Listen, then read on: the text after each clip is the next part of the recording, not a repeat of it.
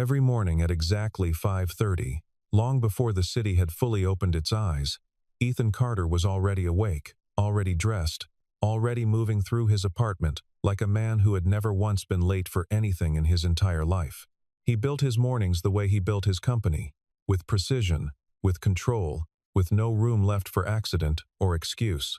By the time his driver pulled up outside the glass tower that carried his name across the 40th floor, Ethan had already read every email waiting in his inbox, already memorized every number that mattered for the day ahead, already decided who he would greet warmly and who he would simply nod toward in passing. People who worked beneath him often repeated the same quiet observation to one another behind closed doors: that Ethan Carter never forgot anything. Not a meeting, not a signature, not a single detail that might matter to the empire he had built with his own two hands over more than a decade of relentless discipline. He remembered which investors preferred formal greetings and which ones wanted casual conversation before business began. He remembered the exact wording of contracts he had signed 3 years earlier, recalling clauses other executives had long since forgotten. He remembered which member of his board had a daughter starting college that fall, and which one had recently lost a parent, offering exactly the right amount of acknowledgement without ever crossing into sentimentality. His mind functioned like a vault, organized, searchable, endlessly reliable, and everyone around him had long since stopped being surprised by the sheer volume of information he carried without ever writing a single note. Colleagues often joked that Ethan Carter could recall the exact figures from a meeting held 2 years earlier, faster than most people could recall what they had eaten for breakfast that same morning. Junior employees admired him from a careful distance, intimidated by his precision, grateful whenever he remembered something personal about their lives, since it always felt like a small honor rather than a simple courtesy. Clients trusted him precisely because he never forgot a promise made across a negotiating table, never let a detail slip through the careful net of his attention no matter how minor it seemed at the time. It was this very reputation, built meticulously over more than a decade, that made what was happening quietly at home so difficult for anyone to notice or understand from the outside looking in. That particular morning, like almost every other morning, he stopped briefly at the small coffee cart stationed outside the building before disappearing into the elevator, and there he ordered 2 cups instead of the usual one. The first was his own, black, unsweetened, nothing added, the way a man drinks coffee when he has trained himself to need nothing beyond simple function. The second cup was different. An oat milk latte, light on ice, no added sugar, a light dusting of cinnamon across the foam, exactly the way his assistant liked it. Though she had only mentioned the detail once, many months earlier, in passing conversation, never expecting anyone to remember something so small. When Emma Brooks walked into the office that morning and discovered the cup waiting quietly on the corner of her desk, she looked up at him with genuine surprise written plainly across her face, because in 3 full years of working closely beside Ethan Carter, she had never once seen him bring her anything unprompted. She smiled, thanked him warmly, and told him it truly was not necessary, though privately she felt something soften in her chest at the gesture, because nobody remembered small details like that anymore. Not in a building where people were treated as interchangeable, and every schedule ran strictly on efficiency rather than memory or care. Emma Brooks was 28 years old, sharp and composed, the kind of assistant who anticipated problems before they ever reached her employer's desk. She had been offered other positions over the years, better titles at smaller companies. Yet she stayed with Ethan largely because she respected the way he ran his business, fair with his employees, even when he was distant with himself. She had no romantic interest in him whatsoever, and he had never once given her reason to suspect otherwise. Their relationship built entirely on mutual professionalism and quiet trust rather than anything resembling attraction. What she did feel, increasingly, was something closer to concern, the growing sense that a man so capable of caring for everyone around him had somehow forgotten how to extend that same care toward the woman who once meant everything to him.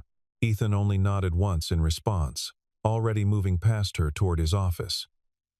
His mind already 3 steps ahead, calculating figures for a 9 o'clock meeting with investors who did not tolerate delay or hesitation of any kind. He carried lists in his head the way other men carried photographs folded carefully inside their wallets. He knew that his largest client suffered from a severe shellfish allergy. He knew that his chief financial officer's daughter had a piano recital scheduled for that very week. He knew the birthday of a receptionist he had spoken with only twice in passing, remembering it purely because he had once glanced briefly at her file months earlier. And then, at exactly 12:17 in the afternoon, his phone lit up quietly on the corner of his desk, a small reminder sliding gently across the screen before fading into the background of his day, like something already forgotten before it had even finished appearing. Olivia's birthday, it read. Nothing more. No exclamation, no color. Simply two plain words sitting there like a door he had walked past 1,000 times, without ever noticing it was a door at all. Ethan looked at it for less than a second. Then, without a flicker of hesitation, without even the smallest pause in his breathing, he swiped it away and returned immediately to the spreadsheet glowing on his second monitor, as though the woman who had once shared his entire life had just been reduced to nothing more than a notification he did not have time to consider. He did not call her. He did not send a single message. He did not even allow himself the discomfort of remembering why that reminder existed in the first place.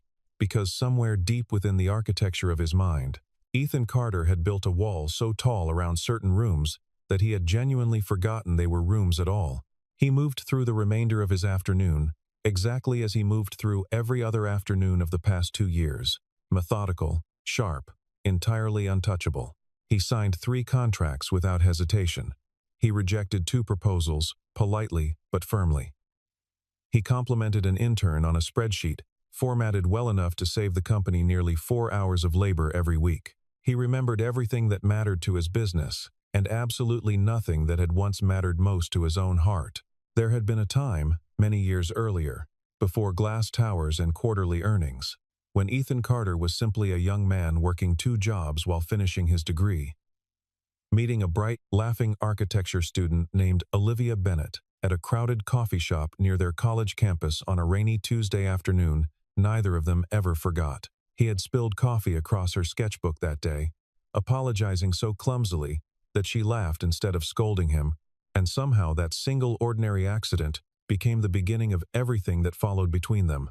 Back then, he owned nothing, planned nothing beyond the next semester, yet he remembered every single detail she mentioned in passing conversation, storing each one carefully, as though her happiness were the most important project he had ever been assigned. Nobody who knew him during those early years would have guessed that the same devoted attention would one day disappear so completely beneath the weight of success he was still chasing. Across the city, inside a bright studio filled with fabric swatches and half-finished floor plans, Olivia Bennett sat quietly at her desk long after her employees had already gone home for the evening, her phone resting face up beside an open sketchbook, its screen dark and silent for the entire day. She was 36 years old, an interior architect whose name had slowly begun appearing in respected design magazines, a woman who built beautiful, warm spaces for other people to live inside, while her own life often felt strangely unfinished. And yet on this one particular day, on the single day meant to belong entirely to her, she had checked her phone more times than she wanted to admit, each time hoping quietly, each time disappointed once again, until finally she stopped checking altogether and simply let the silence settle beside her, familiar now, almost comfortable in its cruelty, the way an old ache eventually becomes comfortable simply because it has lasted so long without relief.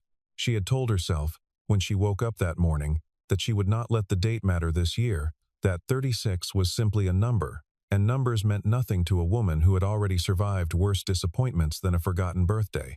She had eaten breakfast alone, gone to work early, filled her calendar deliberately with appointments, so the hours would move quickly rather than drag. Her assistant had brought a small cupcake near lunchtime, sticking a single candle into the frosting with a shy, apologetic smile, and Olivia had blown it out quickly, almost embarrassed, before anyone could ask what she had wished for. She had wished, quietly, for nothing at all, because wishing for things that would not come felt like a luxury she could no longer afford herself. There had been a time, not so long ago, when Ethan Carter remembered every single detail about Olivia Bennet the way other men memorized facts for important examinations. He knew her favorite flower was never roses, as most people assumed, but wild lavender, because she once told him lavender reminded her of the summer her grandmother taught her how to cook. He knew she despised raw tomatoes in her salad, but adored them roasted slowly with garlic, a small contradiction she found amusing, and he found quietly endearing. He knew the exact song that played during their very first dance together. An old jazz record with a faint scratch near the second verse. And he knew that she cried during it every single time. Not from sadness, but from something closer to overwhelming gratitude. In those early years, Olivia's birthday was never simply a date circled on a calendar to Ethan. It was an entire event he planned weeks in advance. A small private theater only she was ever allowed to witness. Candles arranged in a pattern she once mentioned loving as a child. A playlist built entirely from songs she used to hum absent-mindedly while cooking dinner on quiet weeknights. He remembered anniversaries without ever needing a single reminder from anyone. He remembered the exact restaurant where he proposed, the color of the dress she wore that evening, the slight trembling in her hands when she finally said yes to him. Back then, memory was never a skill Ethan performed only for strangers or business associates. It was a private language he spoke fluently with her alone. A quiet currency exchanged between two people who believed love simply meant paying attention to every small detail of another person's heart. But somewhere between building a modest firm into a towering empire, somewhere between board meetings that multiplied endlessly and quarterly reports that never seemed to stop demanding more of him, Ethan slowly began to change in ways so small that neither of them fully noticed until it was already far too late to undo any of it. It started with harmless little phrases, easy to excuse on their own. Later, he would tell her, whenever she asked if he wanted to grab dinner together after work, "I'm swamped right now," he would explain, eyes still fixed firmly on his phone. Whenever she mentioned an art exhibit she had hoped they might visit together. "Tomorrow," he promised again and again, until tomorrow became a word so overused between them that it lost all meaning entirely. A placeholder for a man who was slowly disappearing behind his own relentless ambition. The first birthday he forgot arrived quietly, almost accidentally, buried beneath the pressure of a merger that consumed his entire week without pause. Olivia told herself it was simply exhaustion, that even brilliant, capable men occasionally slipped, that love did not require perfect memory. Only good and steady intentions carried forward honestly.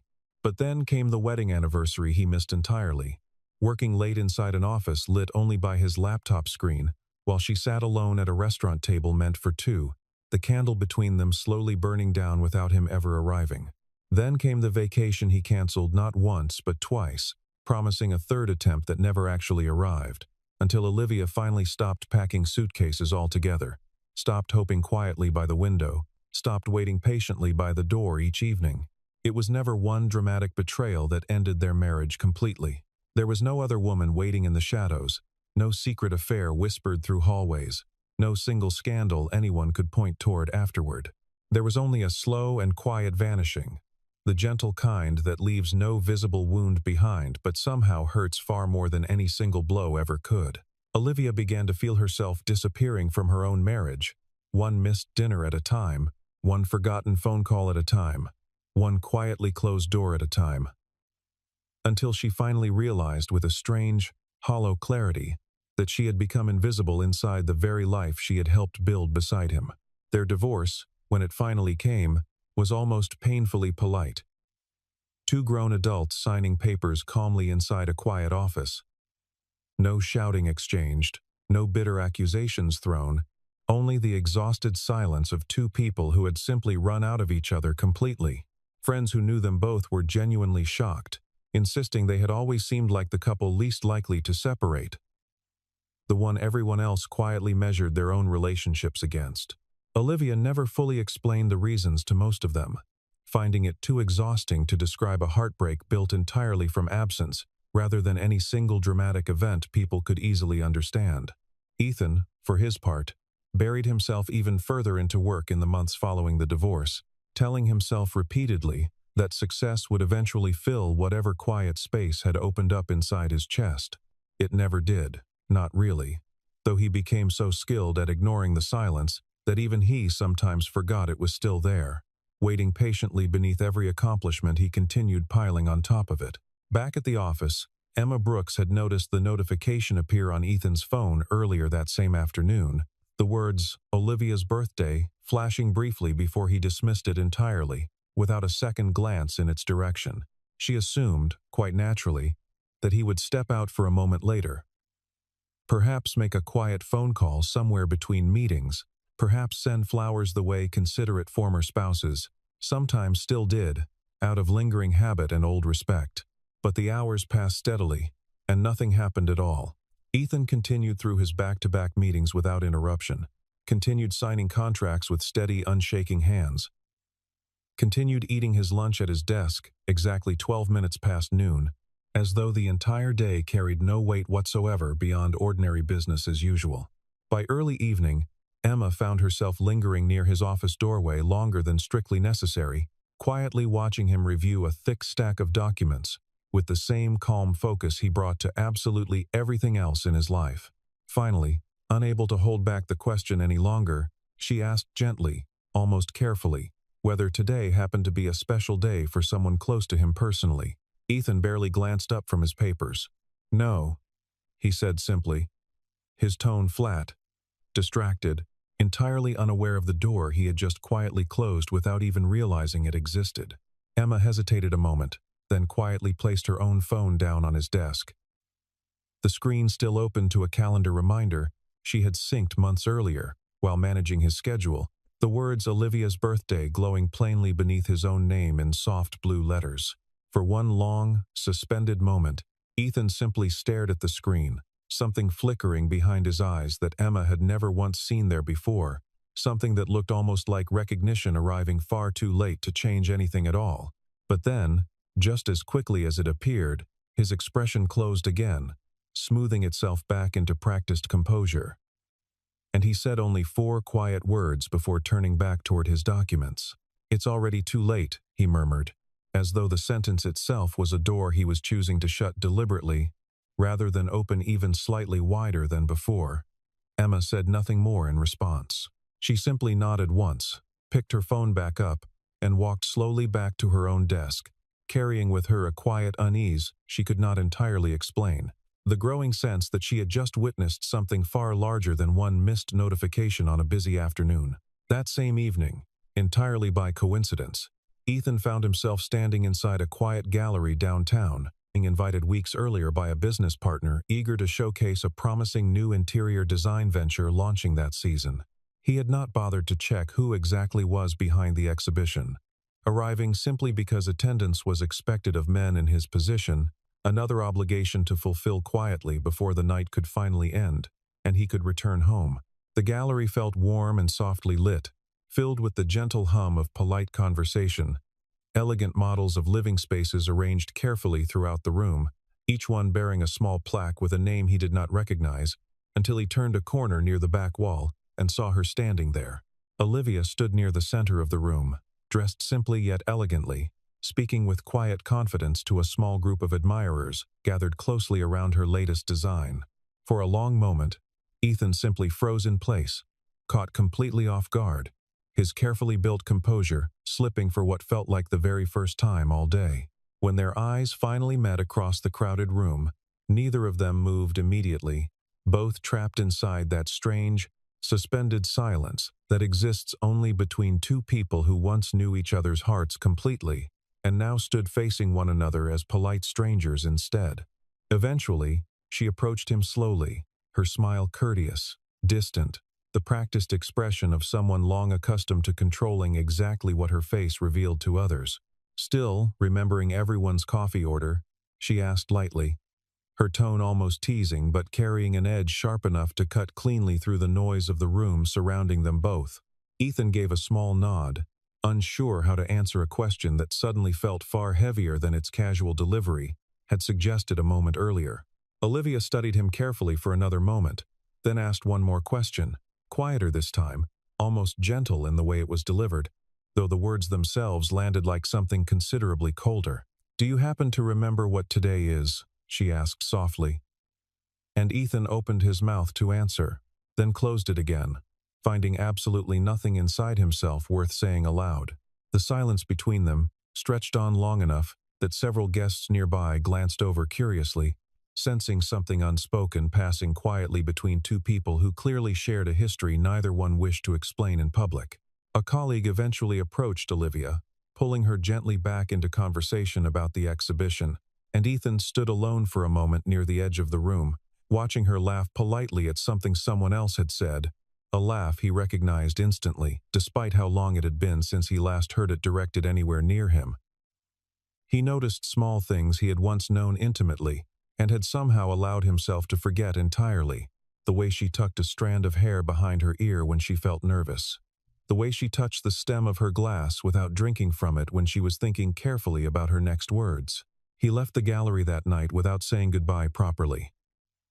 Driving home in silence, staring at red lights longer than necessary. Replaying her question over and over, until it no longer felt like a question at all, but an accusation he fully deserved. In the days that followed, something inside Ethan began to shift slowly, almost imperceptibly. The way ice begins to crack long before it finally breaks apart completely and gives way. Late one evening, staying behind after everyone else had already gone home for the night, Emma found herself searching through an old storage drawer in his office for a signed document he urgently needed for the following morning's meeting.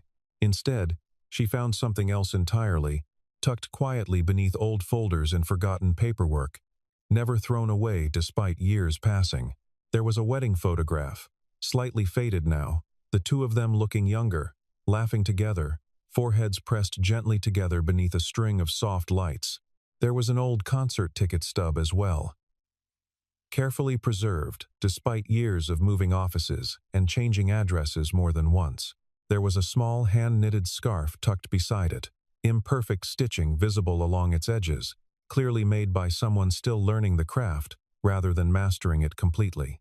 Emma sat there for a long, quiet moment, staring at these small fragments of a life Ethan Carter had apparently never fully let go of, despite every outward appearance suggesting otherwise to everyone around him. She understood then, with sudden and startling clarity, that this was not a man who had simply stopped loving his ex-wife entirely. This was a man who had simply forgotten how to be present enough to show it, a man who had allowed relentless ambition to build walls so thick around his own heart that even he no longer remembered the rooms hidden quietly behind them.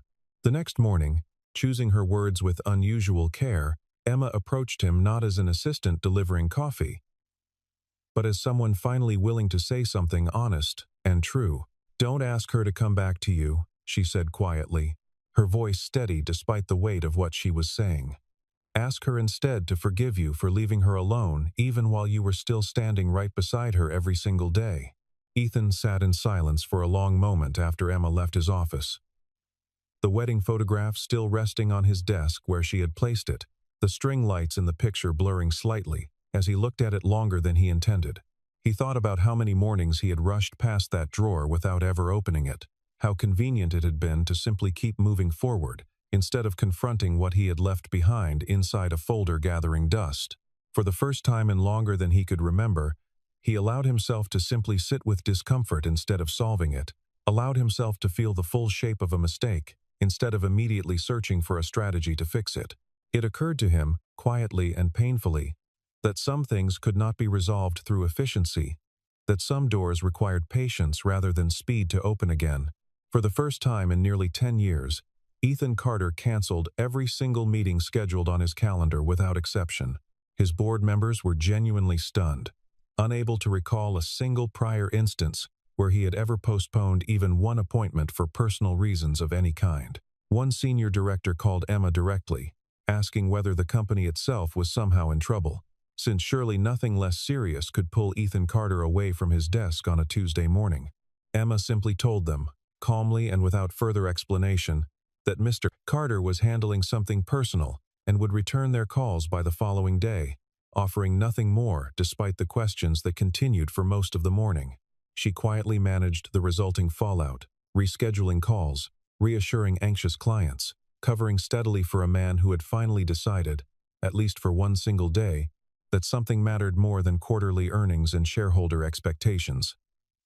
Ethan did not go looking for Olivia carrying flowers or apologies rehearsed carefully inside his car beforehand. Instead, he simply began retracing the small, ordinary places they had once shared together many years earlier. He visited the coffee shop, where they had their very first date, sitting quietly at the same corner table by the window. He walked slowly past the park bench, where he once proposed to her. Sitting down for a while despite the cold evening air settling around him, he stopped by the small bakery where she used to buy the same cinnamon pastry every single Sunday morning without fail, standing outside its window for several minutes before finally walking away. Standing in these places again after so many years, Ethan began to feel the full weight of everything he had quietly erased without ever meaning to, memory after memory rising slowly to the surface now that he had finally stopped running from stillness. He realized how many small rituals he had abandoned without ever noticing their absence at the time. How many quiet mornings together had simply dissolved into work he had convinced himself was absolutely necessary. It was not regret alone that moved through him now, but something closer to grief, the painful recognition that time spent chasing importance had cost him the very thing that once made his entire life feel meaningful in the first place. He began writing things down for the first time in years. Not business notes or quarterly projections, but small memories he was terrified of losing completely, and fragments of a life he had almost let slip away entirely without noticing. Late that same afternoon, he drove past the small apartment they had once shared during their first year of marriage.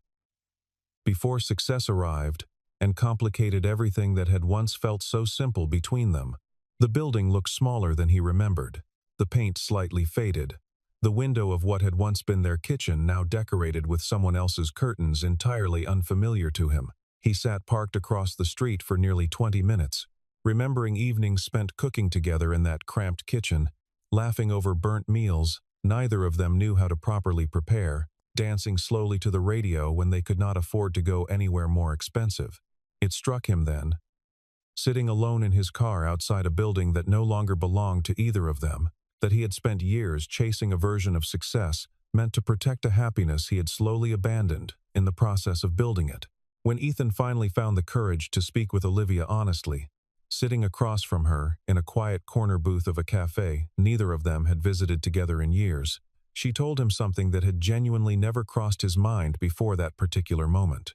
The birthday itself was never truly what broke her, she explained softly, her voice steady but touched with old, familiar pain.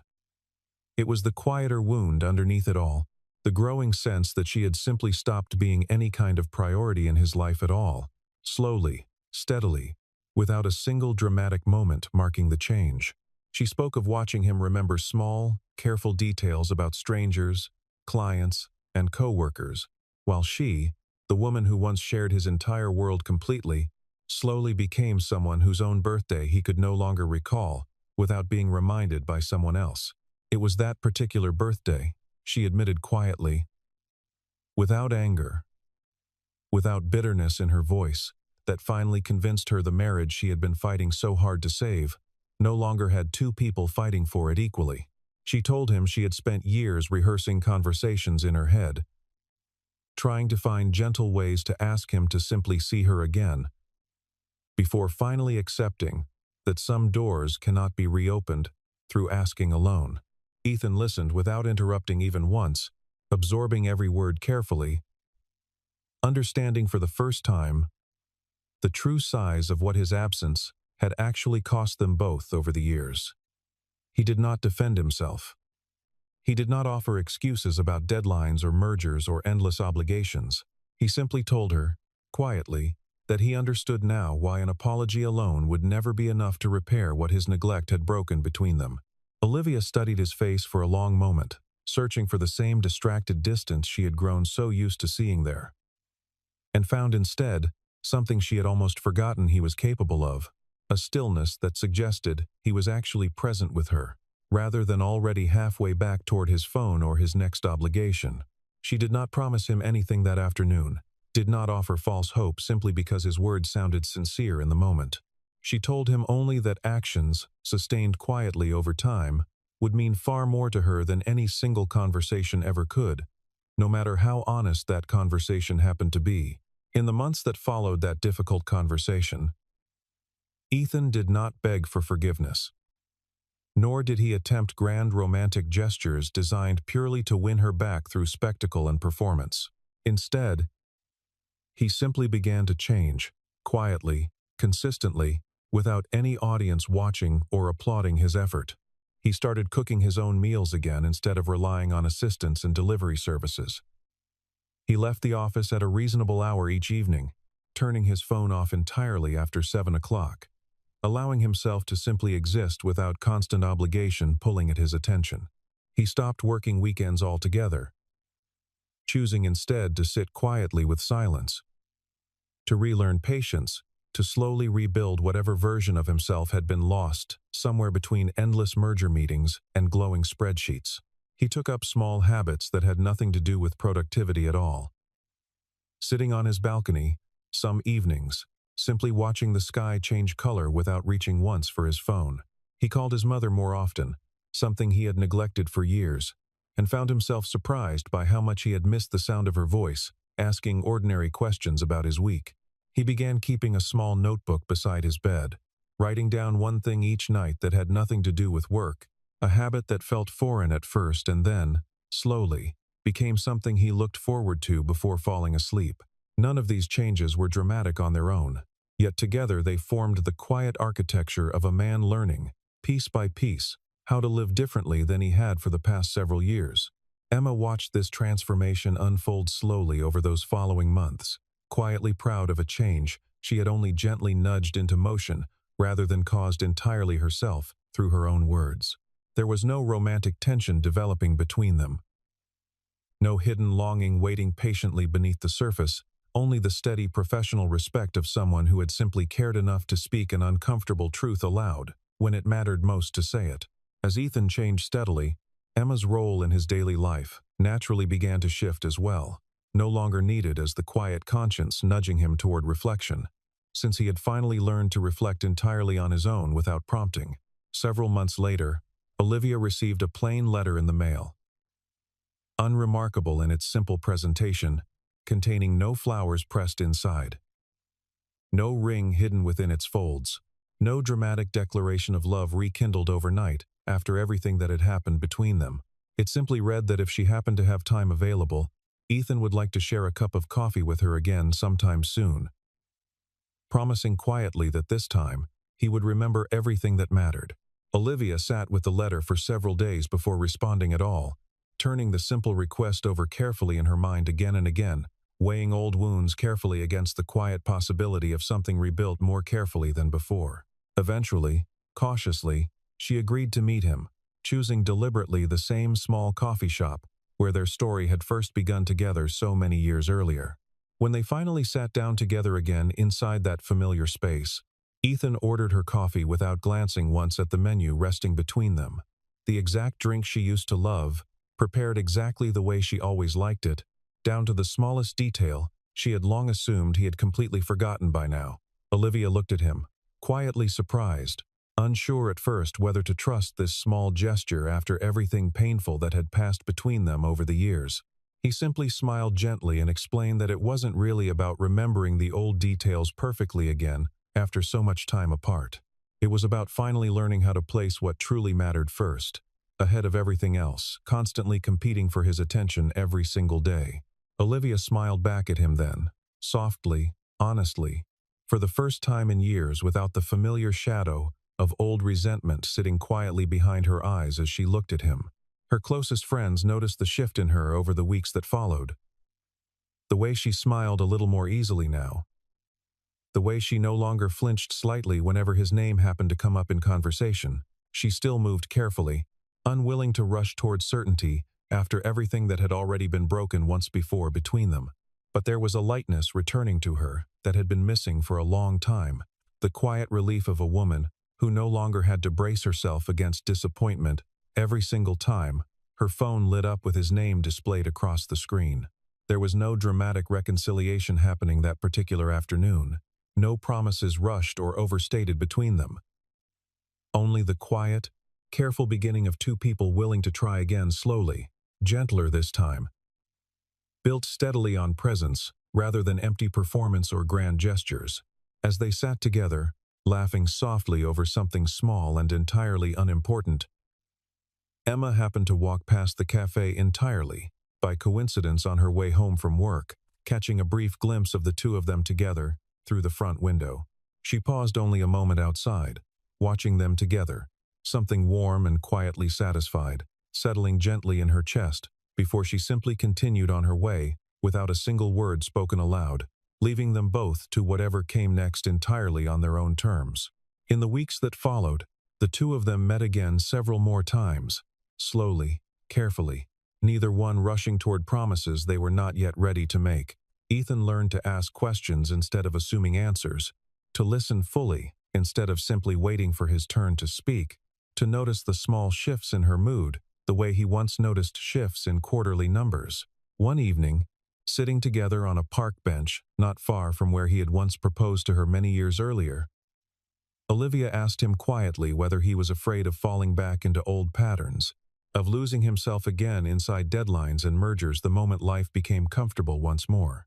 Ethan considered the question seriously before answering, admitting that the fear never fully disappeared. That discipline built over a decade could not be undone in a single season of good intentions. But he told her, honestly, that he had finally learned to treat their time together the same way he once treated his most important contracts, as something requiring constant attention rather than something that simply took care of itself once signed. Olivia reached over and took his hand then, not as a promise of forever, but as an acknowledgement that trying again, carefully and slowly, was worth far more than pretending nothing had ever broken between them in the first place. As autumn settled over the city, and the leaves began changing color along the streets they used to walk together, Ethan surprised her one afternoon by remembering, without any reminder from anyone, the small anniversary of the very day they first met at that crowded coffee shop, near their old college campus. He arrived at her studio carrying nothing extravagant, only 2 simple cups of coffee, one black and one prepared exactly the way she liked it, and reminded her softly that some spilled coffee, all those years ago, had somehow managed to start the most important story of his entire life. Olivia laughed, the sound easy and unguarded. And for a moment neither of them said anything at all, simply standing together in the doorway of her studio while the evening light settled warmly around them both. Emma, watching all of this unfold from a respectful distance, eventually moved on to lead her own department within the company, a promotion Ethan insisted she had earned long before any of this had happened between them. She often thought back to that ordinary morning with the oat milk latte, realizing only in hindsight that the smallest gestures sometimes reveal the largest truths about a person, if only someone is paying close enough attention to notice them. She never spoke of what she had witnessed to anyone else at the company, understanding instinctively that some stories belonged only to the people who lived them, not to be repeated as gossip in hallways or break rooms. What she carried forward instead was a quiet lesson of her own, that competence and attentiveness meant very little if they were never extended to the people who mattered most. There are people in this world capable of remembering thousands of appointments, hundreds of important numbers, countless signatures scattered across endless contracts, built carefully to secure fortunes and lasting legacies. Yet all of that impressive memory, however carefully trained and finely tuned, means absolutely nothing at all if it fails to hold space for the one person who once waited patiently through every quiet evening, simply hoping to be remembered in return by someone who claimed to love her. And sometimes, a second chance does not begin with grand declarations of love rediscovered, or promises whispered too easily after everything valuable has already been lost along the way. Sometimes it begins far more quietly than that, in the simple, humbling act of finally, truly remembering the one thing that mattered most all along.